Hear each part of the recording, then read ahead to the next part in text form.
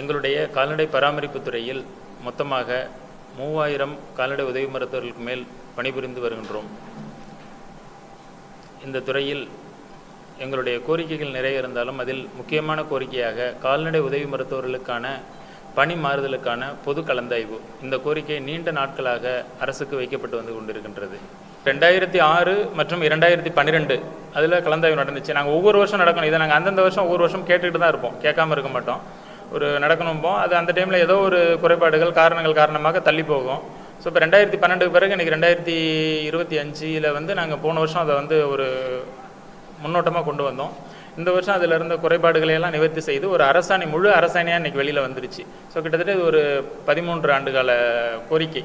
தற்போது புதிய அரசு அமைந்த பிறகு மாண்புமிகு அமைச்சர் அவர்களை தொடர்பு கொண்டு இந்த பழைய கால வரலாற்றை அனைத்தையும் தெளிவாக எடுத்து சொல்லி எங்களுக்கு ஒரு பொது கலந்தாய்வு விரைவில் நடத்த வேண்டும் எனவும் அதற்கான அரசாணையும் வழங்க வேண்டும் எனவும் மாண்புமிகு அமைச்சர் அவர்களை நாங்கள் கேட்டுக்கொண்டிருந்தோம்.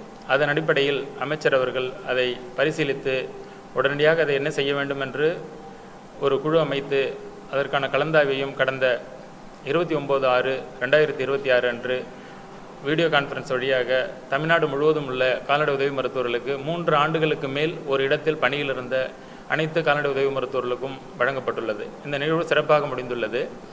இதில் 49 கால்நடை உதவி மருத்துவர்கள் முன்னுரிமை அடிப்படையில், அதாவது மலைப்பகுதியில் வாழ்ந்தவர்கள், உடல் ஊனமுற்றவர்கள்,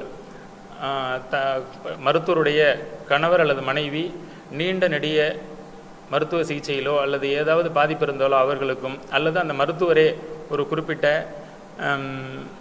தொடர் சிகிச்சையில் இருக்கும் பட்சத்தில் அதற்காக ஒரு 49 கால்நடை உதவி மருத்துவர்களுக்கு முன்னுரிமை அடிப்படையில் தரவரிசை பட்டியல் உருவாக்கப்பட்டு அவர்களுக்கும் முதலில் நடந்தது.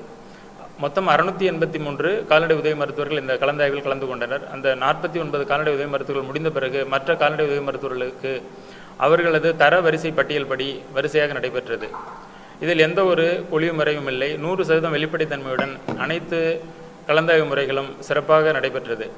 இதில் எங்களுக்கு, அதாவது புதிய தமிழக அரசு பொறுப்பேற்றதும் அனைத்து நிர்வாகங்களும் 100% வெளிப்படைத்தன்மையாக நடக்கும் என்று மாண்புமிகு தமிழ்நாடு முதலமைச்சர் அவர்கள் தேர்தல் அறிக்கையில் அறிவித்தபடி எங்களது துறையில் இது முன்னோட்டமாக நடந்துள்ளது. அதை நாங்கள் வரவேற்கின்றோம். அதை நினைத்து நாங்கள் பெருமைப்படுகின்றோம், சந்தோஷமாக இருக்கின்றோம்.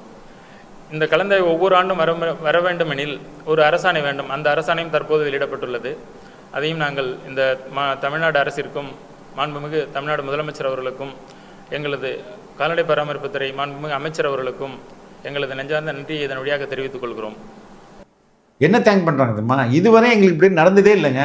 டிரான்ஸ்ஃபர்லாம் கரெக்டாக அதாவது அந்த கவுன்சிலிங் எப்படி வச்சு நடந்ததோ அதே மாதிரி நடந்தது. நாங்கள் எந்த லஞ்சமும் கொடுக்கல.